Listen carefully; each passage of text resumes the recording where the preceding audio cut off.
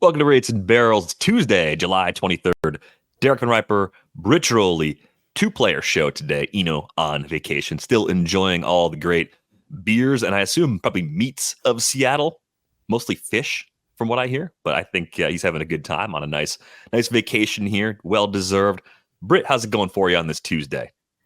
Going well. It'll be really exciting, as you know, over the next week to see who changes hands, right? I think we're exactly a week from the trade deadline. So, most moves now, unfortunately, happen within that 24, 48-hour period right around the deadline.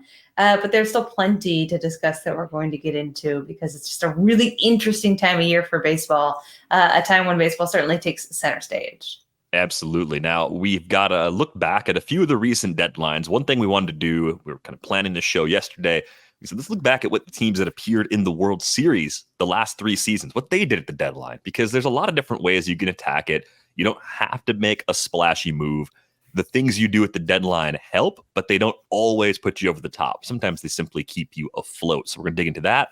We'll talk about the Hall of Fame class that was just inducted on Sunday in Cooperstown. Britt had a great piece with Chad Jennings. It was a oral history of Adrian Beltre, a player that I think was maybe just a little early in terms of maximizing his attention, but I think it was right on time for him because he doesn't sound like a guy that necessarily craved the spotlight. We'll also talk about what we're watching here in this week leading into the deadline. There are some teams right in the thick of things where these next 6 or 7 games, these next 2.5 series are going to shape the final decisions that their front offices make at next Tuesday's deadline. So plenty of ground to cover. I thought about this too. With Eno gone, on Monday, we got Victor Robles onto the rundown. On Tuesday, I was going to open the show by asking you if you watched this weekend's World Series preview. There's a 2-game series that happened this weekend. I think it's the World Series preview for 2024. Did you watch it? I'm trying to think of what I watched. I watched the Sunday night baseball game. I don't think the Dodgers Red Sox are the World Series preview. That's not the one. I don't think the Rangers Orioles are the World Series preview. They played over the weekend. Could be, but nope. No, I don't think so. Those were the games I watched over the weekend. So I'm curious, having eliminated the Dodgers and the Orioles, who I think are 2 strong candidates, who you believe, who did the Brewers play? No, we're going to have the all-central World Series this year, and it's going to drive all of you crazy. It was a Brewers-Twins series. I don't know why it was only a 2-game. Okay. They had a Saturday, that Sunday. Was the World Series matchup? Sure, okay. Why not? I mean, sure. I should have just directly off the cuff asked you who the Brewers were playing because I was busy watching Shohei Ohtani hit a 473-foot bomb. And it was just a ridiculous display, honestly. I was doing something else while watching the game. Had to get my MLB TV remote and rewind it and watch it a couple times. I was like, he did what? Mm-hmm. He hit it how far? Just remarkable. I think the second furthest ever at Dodger Stadium. It was the kind of home run that the people that watch the Dodgers like every day, and even Clayton Kershaw was just kind of in awe of it, right? People say you don't usually see balls hit out there.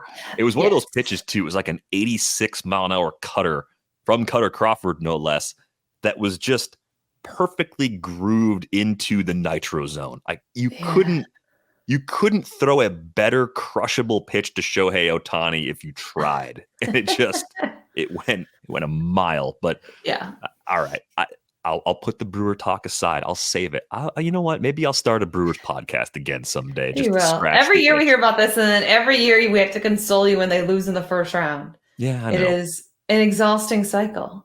Get the Kleenex when it's on sale at Costco. It'll be on sale. It'll be like $3 off a case of 10 boxes. Make sure you get it while it's on sale. We're going to need it. So let's take a look back at the recent World Series teams' trade deadlines. Last year, Rangers, Diamondbacks was the matchup, right? And I count anything that kind of happens within a month of the deadline as part of your deadline moves. We don't see a ton of April and May trades anyway. If any of them had happened, I would have included them for this exercise. But people probably remember the Rangers made a handful of moves, right? Did. They made the early move to add Aroldis Chapman to the bullpen. At the time, Cole Reagans and Ronnie Cabrera going to Kansas City was kind of the Rangers got a reliever. So what? And then maybe the Royals got a future reliever, nice lefty. It turns out they got Cole Reagans. Ended up being a huge move for both sides. Yeah, just no big deal. Like a frontline starter, just kind of available in June in a trade. We don't see that very often. Other trades, though, the Rangers made a month later, July 30th, they got Jordan Montgomery and Chris Stratton in a big trade with the Cardinals. Tekoa Roby, Thomas Jacey, and John King went back to St. Louis in that trade. And then they made the deal for Max Scherzer on the same day with the Mets, right? They Scherzer and cash for Luis Angel Acuna in a somewhat rare or an increasingly rare bigger name prospect getting moved to the deadline deal. Those have become a little harder to come by in recent years. So I look back, July 30th, the day they made those second two trades, the Rangers were 60-46. They had a one-game lead over the Astros at the time. The Angels and Mariners were within reach of the division title as well at the time. The Rangers hold on. They go 30-26. They get into the postseason, kind of sweating it out. And the contributions they got from the guys they traded for definitely mattered, right? Max Scherzer made 8 starts, had a 3.20 ERA, a whip below 1. Jordan Montgomery made 11 starts, had a 2.79 ERA, a whip just above 1. They needed that fortification of the rotation in a big way. So they got high-quality innings from both of those guys, and it was such a close battle for those last playoff spots. It mattered. Chapman and Stratton made their impact in the bullpen. And Chapman, by results, wasn't actually quite as good as Stratton, just by ERA at least, but they needed bullpen help too. They had a weak bullpen going into the second half of last season. So I look back at this and I say, okay, like they made some moves. The thing that was surprising, or that actually really kind of disappointed me, was that they didn't get a lot from Scherzer because of the injury in the postseason. He threw only 9 2/3 innings last year in the playoffs. It was Jordan Montgomery chewing up 31 innings with a sub-3 ERA, kind of walking the tightrope at times, that ended up being the more impactful postseason acquisition just by availability for them. Yeah. I mean, that to me, though, is one of the bigger, we talked about this yesterday. That's one of the bigger trade deadlines by a team that wanted to win the World Series because of the names, because of the impact. The Rangers still had a really weak bullpen in the playoffs. It was a huge ordeal, like how getting to that bullpen. And that's why a guy like Montgomery, kind of giving them the innings that he did, really was able to save them. Jose Leclerc became like the guy they could rely on in the clutch. Chapman, like you said, was really, you look at that trade now and it was such a win for Kansas City, such a no-brainer for Kansas City. But I think the Rangers, if we're going to rank teams that won it all, this was a solid trade deadline. I mean, the Scherzer deal, yeah, he's past his prime. Yes, he's an older pitcher. He's injury prone now. His body is starting to fail him because he's such a max effort guy, high energy pitcher. But that's as close as you're going to get to like a blockbuster with a lot of these teams nowadays, to get a guy who's going to be a Hall of Famer at the trade deadline, and then march your way to the World Series. So that's a solid deadline. Yeah, I think, deadlines years ago used to feature more top prospects going places and some splashier looking moves. Now it kind of seems like if you have an appetite as an organization to take on more payroll, that opens the door for some of the bigger name players that can be moved. And in this case, the Mets had to take on some of the money left on Scherzer's deal for the Rangers to even take the contract back in the return. So you look at that and say, okay, they maybe don't win the World Series without the moves they made at the deadline because everything was so close. It's at least close enough where you say it mattered. There's no argument against that. On the other side, I was surprised looking back at how little impact the Diamondbacks got on their way to the postseason from the guys they added, because they added Paul Sewald. Like the Rangers, they needed a reliever. They gave up Brian Bliss, Dominic Canzone, and Josh Rojas to get Sewald, and Sewald wasn't a rental, so it made a lot of sense, because even as a team that was on the rise and was not a guarantee to make the playoffs, we could look at them and say, hey, 2024, they're going to need Sewald then too. He's a nice impact, high leverage sort of reliever for a team that desperately needs one. Chase Peterson was a bench guy, and Tommy Pham was kind of a semi-regular for them. Pham was okay down the stretch in the regular season, kind of did typical Tommy Pham stuff, some power, some speed, lower OBP than you'd expect. They got a little more impact in the postseason, though. Paul Sewald had 8 scoreless innings through the first 3 rounds of the playoffs. So when the Diamondbacks were stunning everybody in those early series, he was a huge part of that. 11 Ks against 1 walk. I mean, so if you don't have Sewald, that's 1 fewer great reliever. And given how tight some of those games were, it probably mattered once they got to the postseason that they actually had 1 more high quality reliever they could lean to, especially at the back end. Yeah, they're a team in my mind that 5 teams this year can look at and say, look what they did. They were, not guaranteed at all to make the playoffs. All we have to do is get there. All we have to do is get in there. And then we can get hot, right? And this has been the case. This is why so many front offices are tepid now, is that, you make a little tweaks, you make these tiny moves, and it doesn't work out, okay, you didn't cost yourself 3 years of prospects, right? If it does work out, you roll the dice, you look like geniuses, and you still got a good chunk of your farm system intact, because you didn't make these huge moves. So this is what you're seeing now more and more across the league are trade deadlines like the Diamondbacks, especially because the Diamondbacks are not a large market team with a large payroll that has that margin for error. They're not the Boston Red Sox or the Yankees. So for them, you're never going to really see a all in and let's burn the farm. So I think a lot of teams should look at what Arizona did and how they did it and probably say, this is what we're hoping for. We'll see if we get hot in October.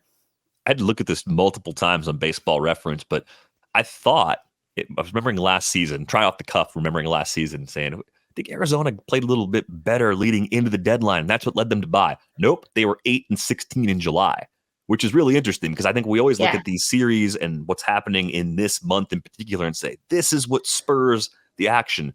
Not always. It really depends on what you need and what's available too, because they kind of did the quiet deadline thing, got a couple of things that helped them, and it was just enough to make the run that they had to make. But some of it is also the way playoff baseball works. Like just playing really well in a limited sample can make a huge difference. So that just get there sort of mentality definitely permeates more clubs now because you have an expanded postseason field. I think what you see when you look back at some of these deadlines, though, is you see the case for doing something. Like it doesn't have to be splashy, but doing something generally helps. The 2022 Astros won the World Series over the Phillies. Didn't do that much at the deadline. Tried to. Added Trey Mancini in that 3-team deal. Mancini didn't hit for them. Added Will Smith for Jake Odorizzi in a swap with Atlanta. Got another catcher in Christian Vasquez for Wilyer Abreu and Manuel Valdez. They don't really miss any of the players they gave up, other than probably Jose Siri, but they've got plenty of outfield depth, so they really don't miss him anyway. And you look back, like Mancini didn't hit. Vasquez didn't give them much. Will Smith was a nice extra reliever in the regular season. He was on the roster for the World Series and didn't pitch. I don't think he gave them a single inning the entire postseason that year. So part of that's just like the team was so good that year. They didn't need a lot, but it's also that proof of, hey, we didn't do anything, but our team was good and we could still win the World Series anyway, which I think is a really hard thing for fans to accept if that's the script your team follows. Yeah, well, I think most teams, even if they're really good, are looking for like a reliever, which is probably not enough to get fans excited, but also like you said, if you can't, it's becoming increasingly difficult to remake your whole team in July. There's too many teams in it. I think the deadline is 2 weeks too early. Parity has created this, like, let's just be slightly over 500 and, see how it goes. So there aren't as many true sellers anymore. I think if you're going into it saying, we're going to remake this whole roster, it's just not going to happen. If you're already a good team and you have a few tweaks, yes. Now, the Rangers were able to make some bigger moves, as we talked about, but that's because they were willing to give up, some serious prospects. They traded an all-star for Aroldis Chapman and Cole Reagans.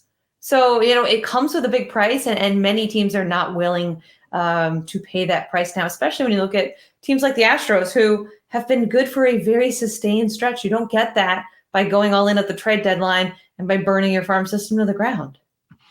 I do like what the Phillies did in 22, even though they didn't win, by the way. They added Brandon Marsh in that trade for Logan O'Hoppe, which was a fun trade at the time because the Phillies needed a center fielder and the Angels were looking for a long-term catcher.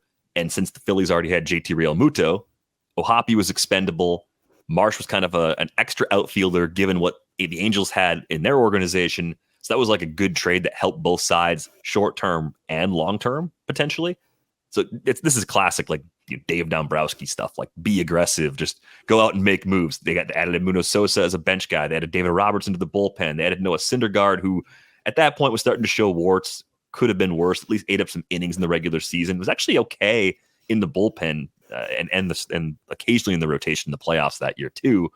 It didn't make a huge difference because they didn't win, but it made enough of a difference to get them to the World Series. But the deadline that everybody wants to copy in terms of being inexpensive but impactful is what Atlanta did in 2021, right? That was the year. In mid-July, they added Jock Peterson.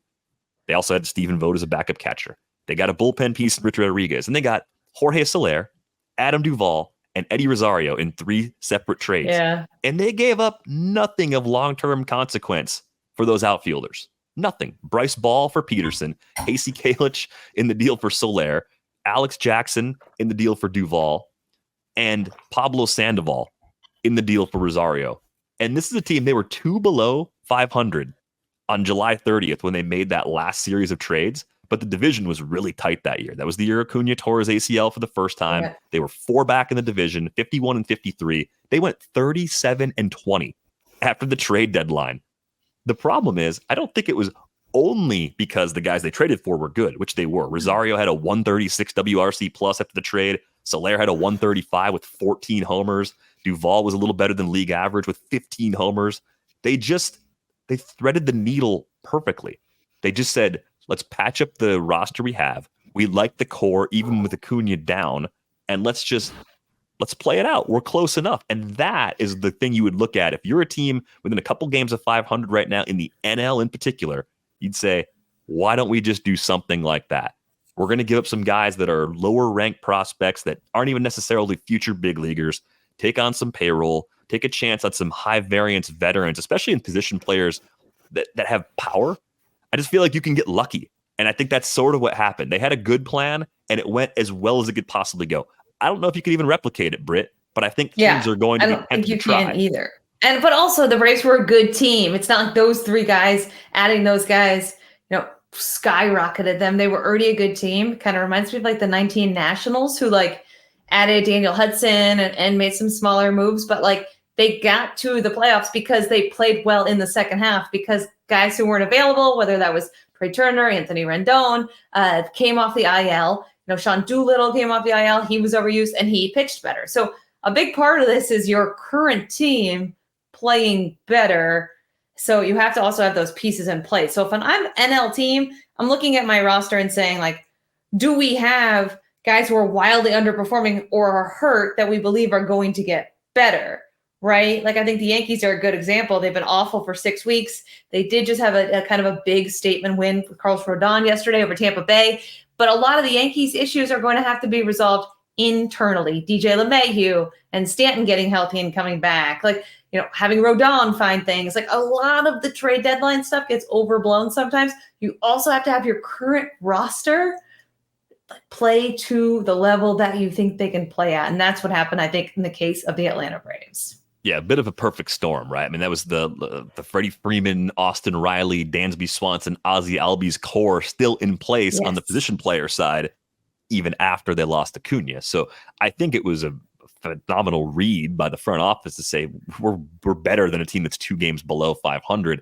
And I wonder which team or teams currently in a similar position look at themselves and say, wait a minute, we have a core like that. We have 2, 3, maybe even 4 guys that could be really good and healthy down the stretch. Let's add to that. I wonder if that could be the Rangers. I mean, the defending champs have been kind of written off at a few different points this year, just as maybe being unable to make up ground and repeat what they did last season, but they have been dealing with a lot of pitching injuries. They have some guys coming back in the second half. We've talked about that as one way they're going to get better.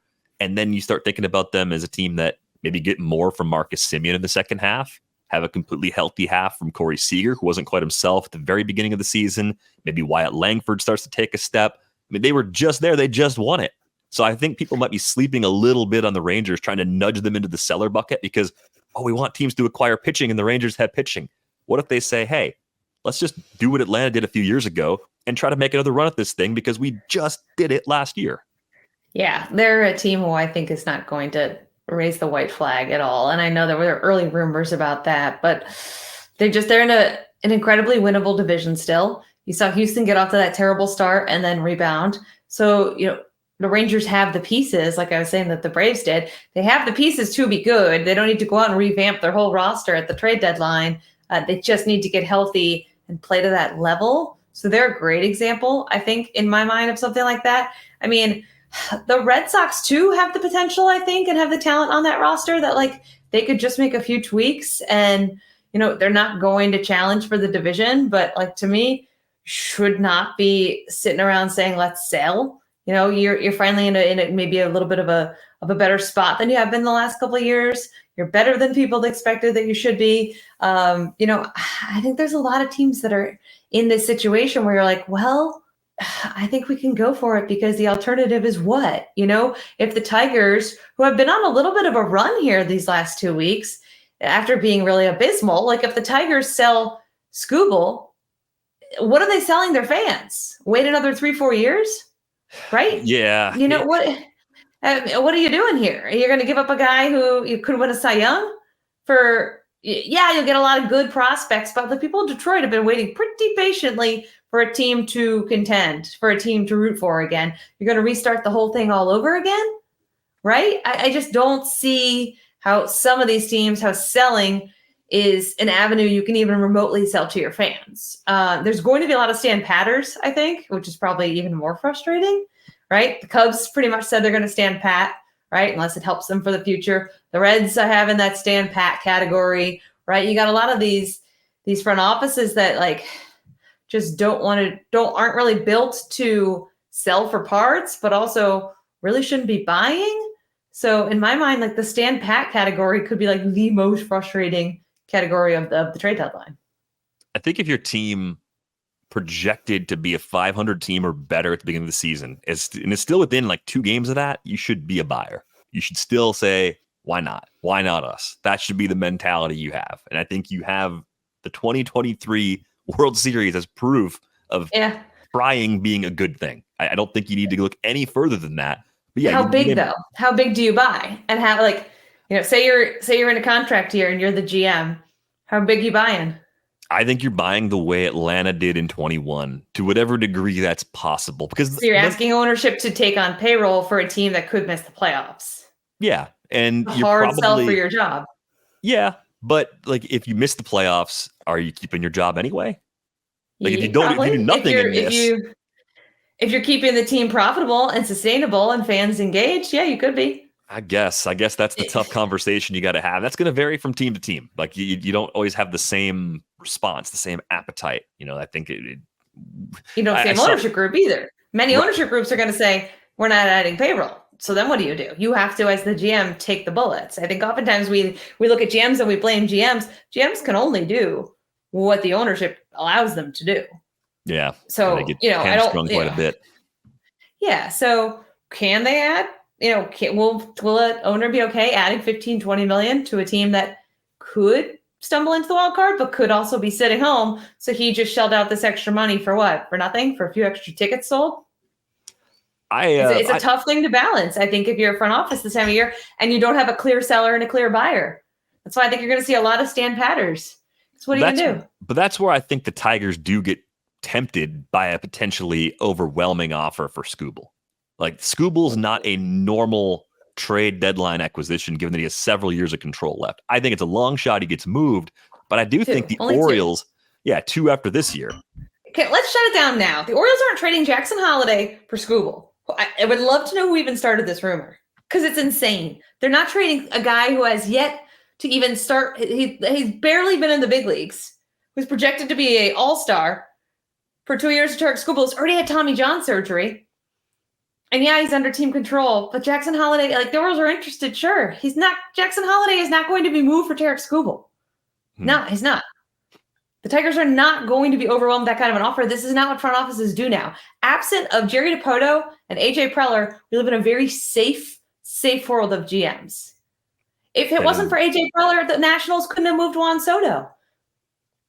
Yeah, maybe they wouldn't have got an offer they liked. It's funny. No, they couldn't have. I was told flat out that was the only offer that was even remotely acceptable. They would not have moved him. It changed a lot about what they did the last couple of years.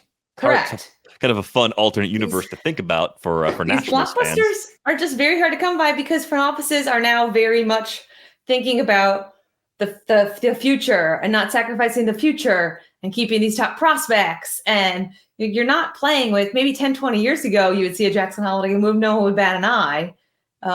It's just not going to happen. It's interesting, though. The Orioles would be actually selling low. He hasn't even been playing. Didn't even play well in that short stint in the big leagues. Yeah, but that's the thing is like maybe that is part of what makes it even possible for them to do it. Aside from their depth, they have phenomenal depth. They could trade other prospects. Like 5 other guys they'd offer, like Kyle Stowers. They've got Norby. They've got other guys that they would offer before they even get to the Jackson Holiday. I wouldn't be surprised if they tell teams just Jackson Holiday's untouchable. He's off the table. Wow, they're still 10 back, even with that recent surge, too. One below 500 entering play on Tuesday. So I know AJ Hinch wants them to buy. I don't know if they're necessarily going to be buyers either. I think they're kind of a stand pat because they don't have a ton. I think so, too. They don't have a ton of things to move that aren't going to be there for the future. It might just be like a reliever or two that they end up flipping at the deadline. Maybe we'll be surprised. That's the hope anyway. Let's talk about the Hall of Fame class for a few minutes.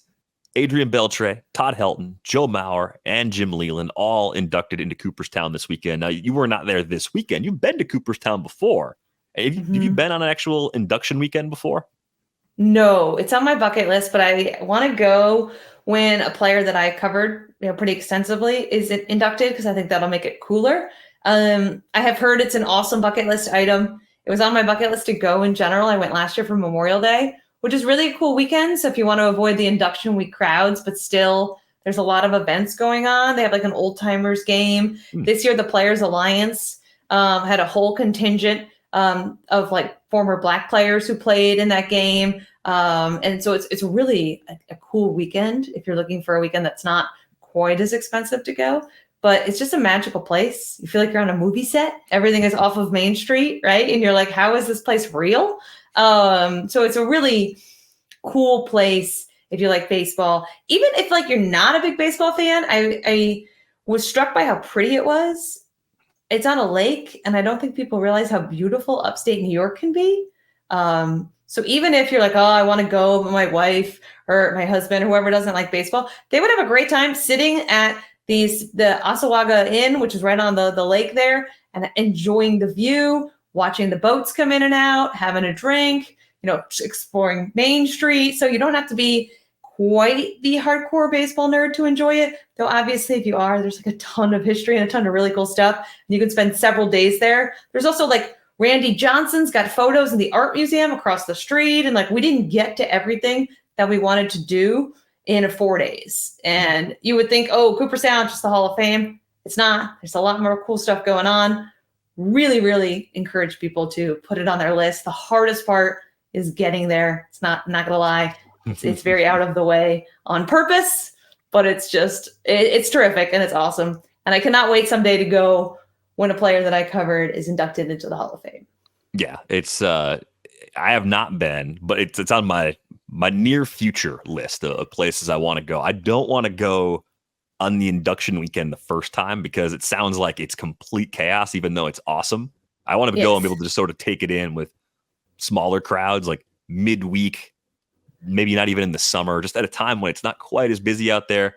Cooperstown also has a brewery, the Ommegang Brewery, by the way, if you're into that. A lot of good Belgian beers. So it's like it's an all week or a half week sort of thing. The other thing I was told, and I'm glad you've kind of spoken to this, is that you can't see everything even in the Hall of Fame within a day. You really have to plan like 2 days to see all of that stuff. And then if you want to get out around Cooperstown, you got to budget extra days for that. So try not to squeeze it all into like a day or two, because I think you'll be a little bit disappointed at some of the things that you end up missing based on everything I've been told about Cooperstown over the years. Now, Adrian Beltre led this group because Adrian Beltre, we knew as his career was winding down, we're like, this guy's going to the Hall of Fame. He's got the resume, complete player, excellent long career, power, great defense, just an all-around great player. You wrote an oral history along with Chad Jennings where there's so much more to Beltre than people realize. I think that the main thing people saw over the years, highlight-wise, as far as things he didn't do just with the bat or with the glove, was that he didn't like having his head touched. And you have some background on that. It just became such a game over the years for everybody to do it. I love that you got John Daniels in here, the former GM of the Rangers. I was too fearful for my own well-being. I never tried to do that. And did you see at the induction, Ortiz touched his head? Ortiz got him, yeah. Yeah. With a hot cup of coffee in his hand, too. Yeah. You knew someone was going to, because Elvis Andrews kept telling me this spring when I talked to him for the story, that he was going to do it because he was like the main antagonist when he was in Texas, of the head touching. But certainly that became a thing. No one knows how it started. It's so fun because I was covering baseball when he was in the league. I did actually get to see his 3,000th hit. It was against the Orioles. And I remember they stopped the entire game and the whole Orioles dugout was stopped watching him. I mean, this was a guy who was your favorite player's favorite player, right? Like everybody loved him on both sides of the dugout. And I remember what a cool moment it was, like how long they stopped. They have never seen them stop the game for this long. I may never again. His family came out, like there was this huge celebration, right? And, come to find out he has a party that night and he's inviting everyone down to the people who clean the clubhouse, right? Because that's who Adrian Beltre was. And those were the people that were invited to the Hall of Fame with him. It wasn't just Michael Young and Ian Kinsler and Colby Lewis. It was the massage therapist who helped get him on the field and the clubbies and, the PR people. Like he wanted everybody included. And like you said, he was just at the beginning of like the GIF era, which is a shame because there's so many funny things he did. Like he just brought joy to the game. And as I was writing this, I was kind of sad that like we no longer see him play baseball anymore because we're never going to see a guy like that again who was that tough, who literally was playing through just like ridiculous injuries. Couldn't walk, but he'd be in the game. Had one swing in him, but he was going to make sure that swing, won the Rangers a playoff game. Like it was just like legendary stuff that like you wouldn't think you could make up, couldn't hold the steering wheel because his finger was broken, but decided he was going to play the whole second half of the season and hit over 300. Like just folklore stuff. And to top it all off was like a Hall of Fame guy.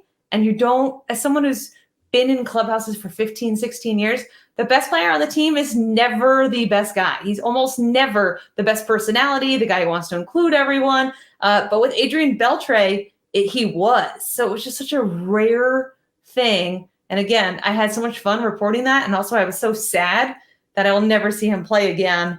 And I think, it's just he was such a guy that you turned on the TV every night wanting to see his at-bats, wanting to see what he did at third base. So many guys still idolize him. Yeah, there's a bunch of gems in here. There's another one from Jerkson Profar that speaks to the toughness of Adrian Beltre. You really couldn't give him days off unless something was really, really bothering him. Profar said sometimes Adrian had off days, so I had to play third. I'd be on the field at 12, 1 o'clock, already excited doing my drills. Then Wash would have to call me back in the office and be like, sorry, Profar, you aren't playing today. I know. Poor guy. Unreal. Like just... I think that was the thing that surprised me the most, though, just learning a little more about him from the people that were around him. So he was a great teammate, and you're right. Like a lot of times, the best player on the team is not the person bringing the clubhouse together. It seems like that brings a lot of extra value to a club when it happens to be that guy. Eno's talked a lot about some of the factions you see in a clubhouse, just different groups of players that sort of stick together. Things can be a little bit cliquey. I think when the best player is the guy in the clubhouse, it breaks some of that down.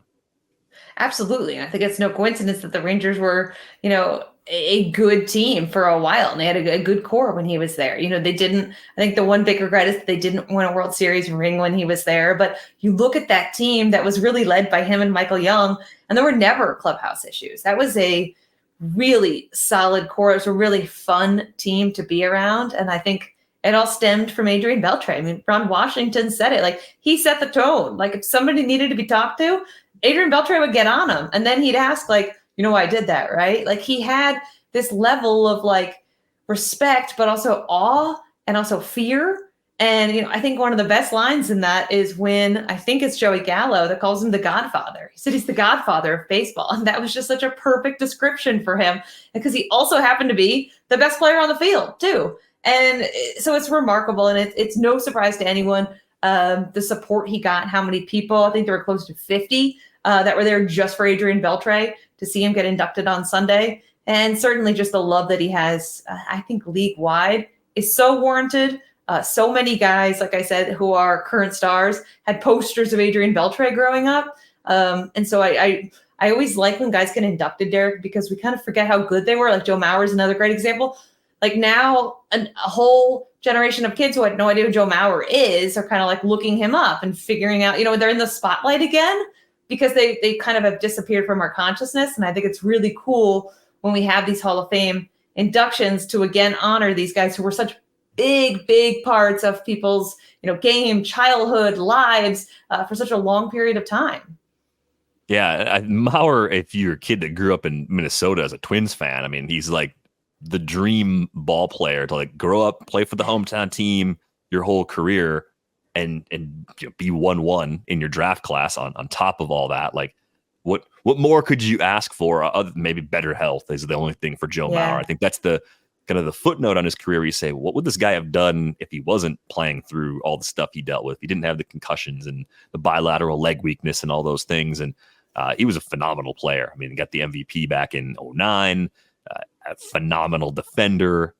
Just could have accumulated even better numbers with better health on his side. I'm actually really glad that Mauer was a part of this class. I thought his case was going to be a much tougher, longer argument for him to get in.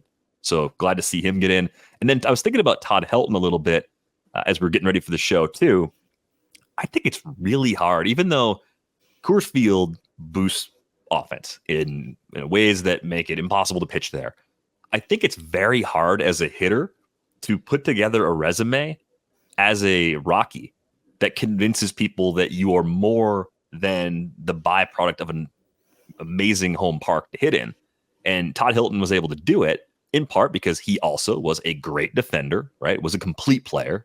I don't think even with the universal DH, I don't think you could DH in Colorado for 15 years, be amazing, and make it to the Hall of Fame. I feel like you'd still have a resume that falls short for too many voters and you'd never get in.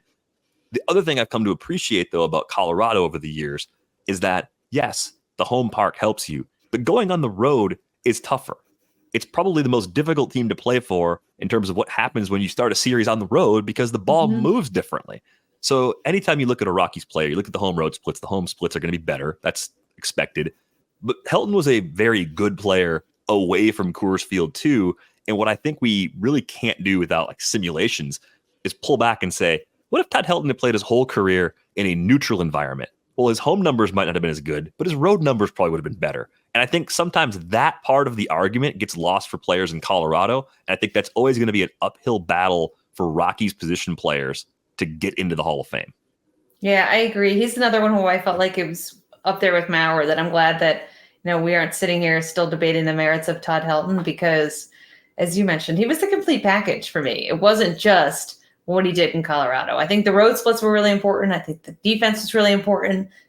He's a guy who, even if you didn't grow up in Colorado, like I remember watching him, as a little kid, like it just kind of being in awe of what he was able to do. So, I think, you can also make the case that what if Todd Helton spent his years in New York? Would he have been a bigger star? Of course he would have, right? So we can't penalize guys for where their careers were. We just have to look at it and see, what, especially now we have so many things we can do with numbers and so many ways we can adjust for factors like park and things like that, and say this guy deserved to be in no matter where he played. If anything, I thought he was a little underrated. And I think a lot of that was because of playing out in Colorado. So I thought this was a really good Hall of Fame class. And then Jim Leland, of course, finally being a Hall of Famer, it felt like he should have been a Hall of Famer a while ago. Just a hell of a career, a guy who's still around baseball, still involved in baseball, the epitome of a baseball lifer, Jim Leland. I was fortunate to,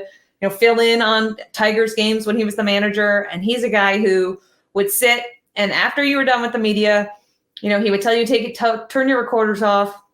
He'd tell you what he really thought. He'd give you stories. He'd give you anecdotes. He'd tell you what he thought about the team. I remember, I think I was 21, interning, filling in for Jason Beck, who covers the Tigers. And I remember leaving that office and he was smoking cigarettes in his underwear with socks on. And it was like, would never happen now. It's like 2008, no TV in there or anything.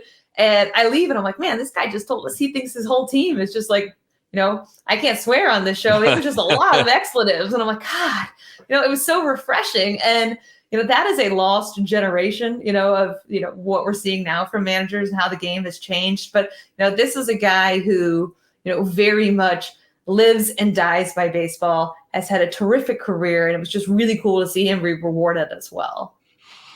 Yeah. I mean, his World Series win came with the 97 Marlins. They went from winning the title to winning 54 games in 1998. He had a stop in Colorado for 1 year, went 72-90 that year, and then had the long run with the Tigers from 06 to 13. They won the AL pennant twice.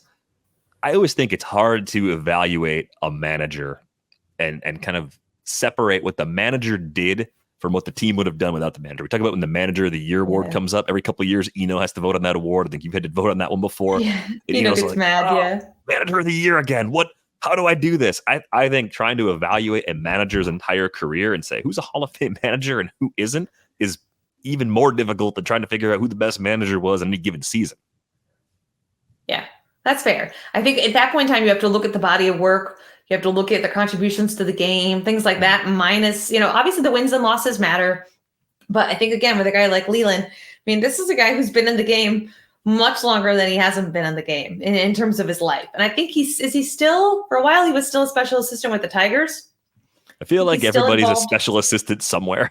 I know, or maybe the commissioner's office. Now he's still involved. You still see him at all the big events, the winter meetings or wherever. He's usually outside smoking because that's Jim Leland, right? Does, yeah. They're doing a bobblehead giveaway, I think, in August. The Tigers are I think August 2nd or 3rd around there. Jim Leland. And I'm just floored that it's Jim Leland bobblehead and he doesn't have a cigarette somewhere. They probably would have gotten in trouble if they had done it, but I've just never seen the guy outside of literally in the game, not with a cigarette. So, there was a real opportunity there for them, marketing wise, to make that a can't miss giveaway. Probably would have gotten in trouble giving it to kids. Yeah, probably can't give that one to children. I think they would have got the buzz from attempting it. Then they would have got the, no, you're not doing this. And then the bobbleheads would have mysteriously showed up on eBay. And they would have been highly coveted $1,000 bobbleheads as a result.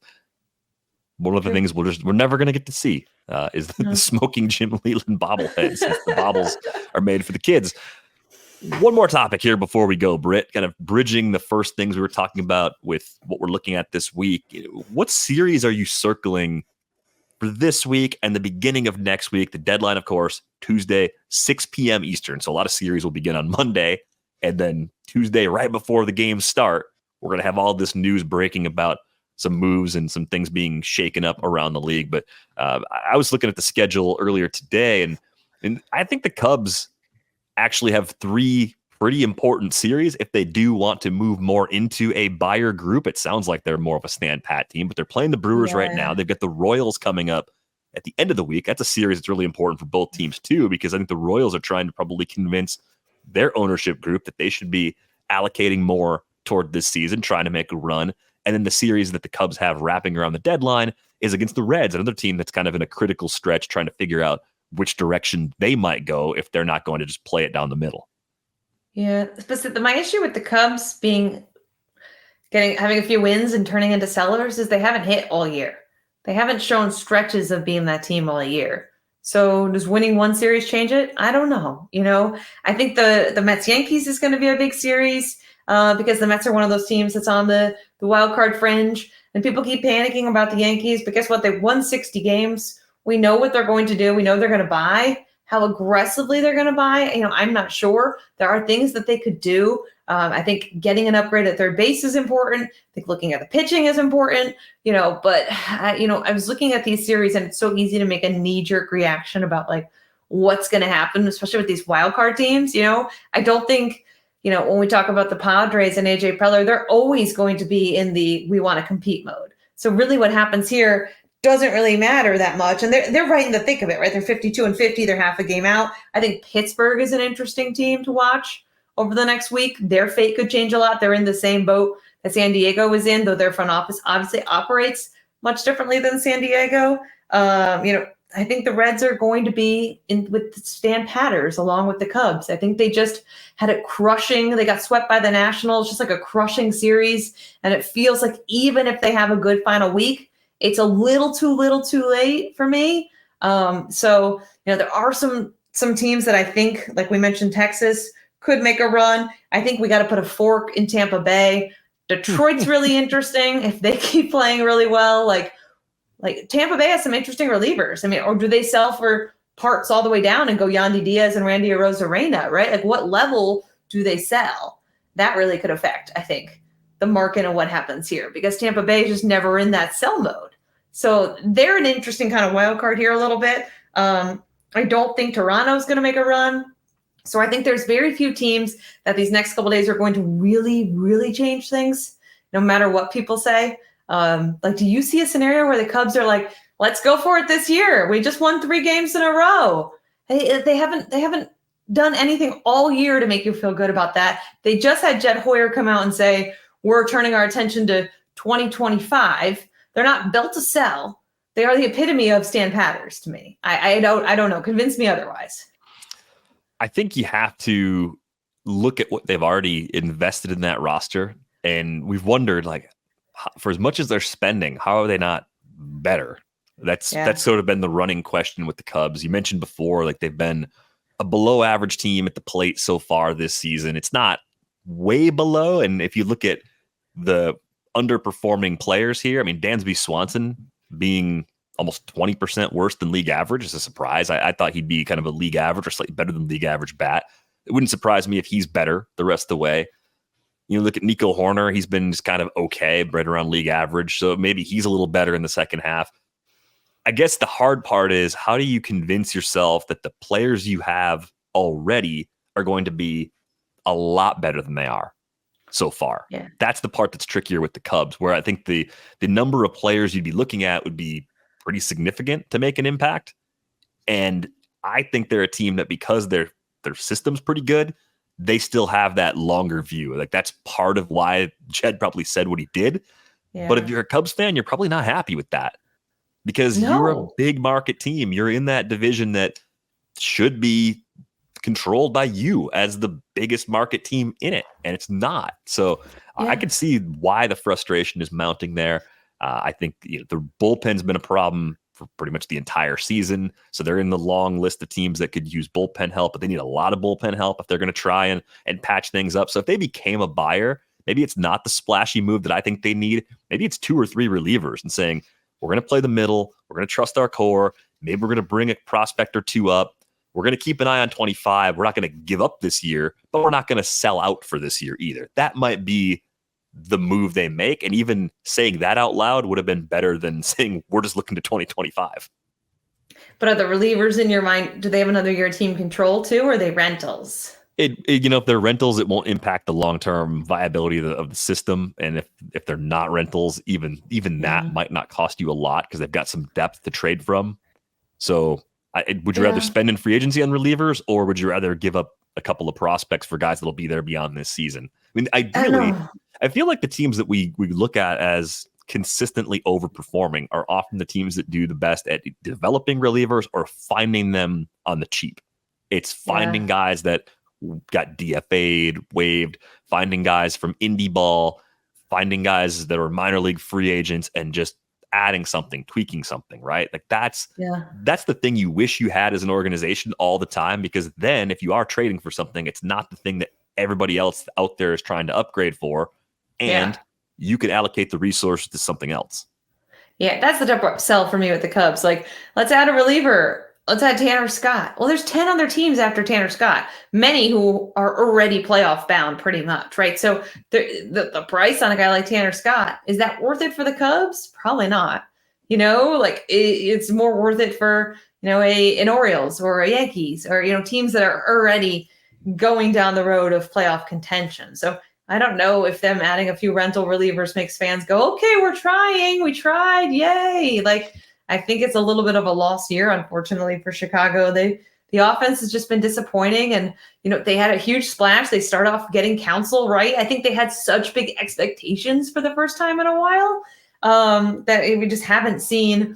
We haven't seen them at all come close to showing signs. It's not like they had a brilliant April like Arizona jumping out to that early lead. That's how Arizona was able to be buyers, right? Because last year, they kind of came out of nowhere, and they were winning the West for a while. They had a terrible July, but the Cubs we've never really seen this big stretch of like, oh, here come the Cubs. We just kind of kept waiting for the Cubs, and we're still waiting for the Cubs. Yeah, you just have to, if they were going to become buyers, and all indications are that they won't, you have to believe that your best 2 months are your last 2 months with what you already have, and then supplement that accordingly. I was thinking about this after reading the All 30 on The Athletic. The Astros, this is from Chandler Rome. The prediction is the Astros acquire a star first baseman.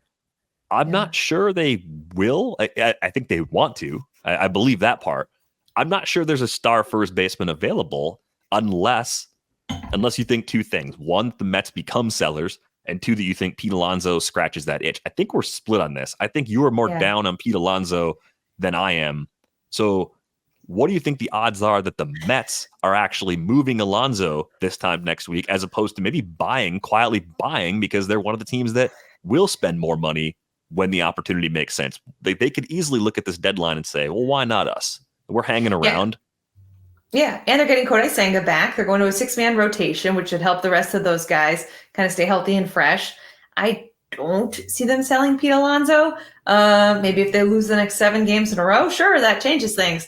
I also don't think Pete Alonso, on track to have his worst year of his career, is this guy who's going to command a lot. I think the time to trade Pete Alonso would have been last year when they traded Scherzer and Verlander and blew the whole thing up, and when Alonso had a lot of value. I mean, his OPS is going down, his hard hit percentage, the way, his exit velo, all those numbers have been slowly declining.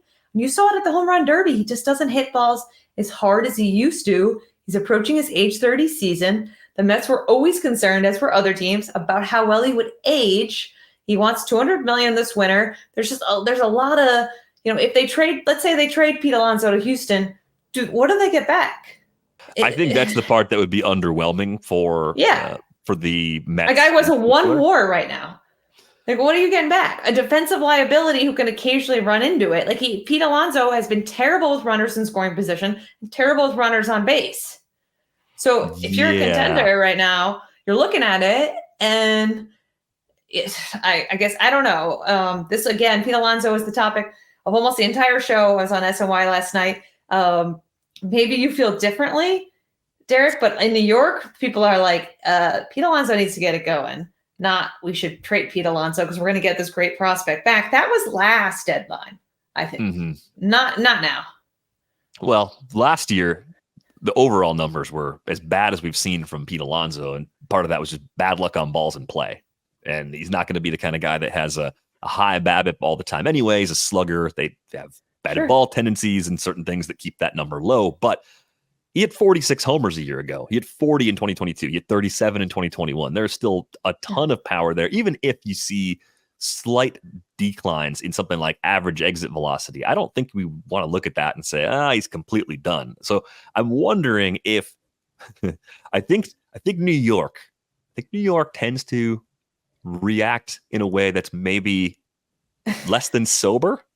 Is that a fair way? Is that a polite way to say that? I think they're being a little harsh on their guy here. He's still 20% better than league average. Okay, a player that's 20% better than league average is an impact player, right? We spent the beginning part of the show talking about, but that WRC plus has gone down every year.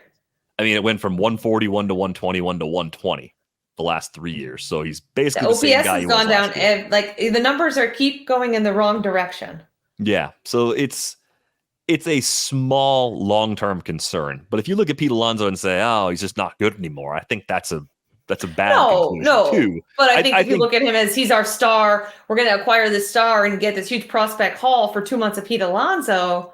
No, that's not happening either. I don't think David Stearns believes that. And I think Mets fans might believe that, and that's probably where they're going to be disappointed. I think there was probably a gap all along between what Pete Alonso was likely to be paid as a free agent someday versus what he wanted to get. I get that. We all want to make as much money as possible. The league does not pay free agent first baseman boatloads of money on 7, 8, 9, 10-year deals. That's not going to happen. Pete Alonso is going to turn 30. He's going to turn 30 on the 7th of December. So more likely than not, he'll be 30 when he signs his new deal. So what are we talking about really? 3, 4 years at most for number of years? He turned down 7. Yeah, I think that was a mistake. If that's how that played out, that was a mistake. But I think there's still going to be teams that are very interested because power is actually still hard to come by. And he's got enough of it, even in a slightly declined state, where that's still going to make an impact. If you said Pete Alonso is the 3rd best position player on the Mets behind Lindor and Nimmo, would people really push back that hard on that? No, I think that's fair. But I think people in Milwaukee expected him to kind of bounce back. And especially, like I said, he's been brutal, particularly in these leverage situations. So you wonder if the contract is a factor or not. I'm not sure. But then the Mets, who are in the thick of the wild card race, you're not going to trade a guy who stock is low, who is streaky, could get on a run in August and keep the team on his back. Power guys are always very streaky. It makes almost no sense in my mind unless the Mets decide, hey, this isn't our year. But if they think there's even a chance, and they've kind of said since the beginning, Stearns, that they think they could be a wild card team, I don't know why you would trade Pete Alonso. Right. I think if they see themselves, the Mets see a path to the postseason, Pete Alonso heating up and being 40% better than league average for 2 months and hitting another 20 home runs in 2 months, that's part of how they do it, right? It's having him come through in situations where he typically does. I think that makes much more sense than trying to trade him and getting what'll probably be a somewhat underwhelming return. Not because he's not good, but just because there's a misalignment between his actual trade value and, where people think that should be. Yeah. There you go. You could read the all 30 that I was referencing, by the way. It's just a look of a prediction for all 30 teams. There's some fun ones in there, some stuff that I didn't see coming, and we'll see how much of it actually comes true. It's that time of year. You try to speak things into existence, and you just get to celebrate if you're actually right. Theathletic.com/rates and barrels. That gets you in the door for $2 a month. You can also read the great oral history of Adrian Beltre that we had from Britt and Chad Jennings. That went up last week now, I think. It's been up for a little while, so be sure to check that out. Find Britt on Twitter at Britt_Ghiroli. Find me at Derek and Riper. Find the pod at Rates and Barrels. That's going to do it for this episode of Rates and Barrels. We're live on Thursday at 1 o'clock Eastern.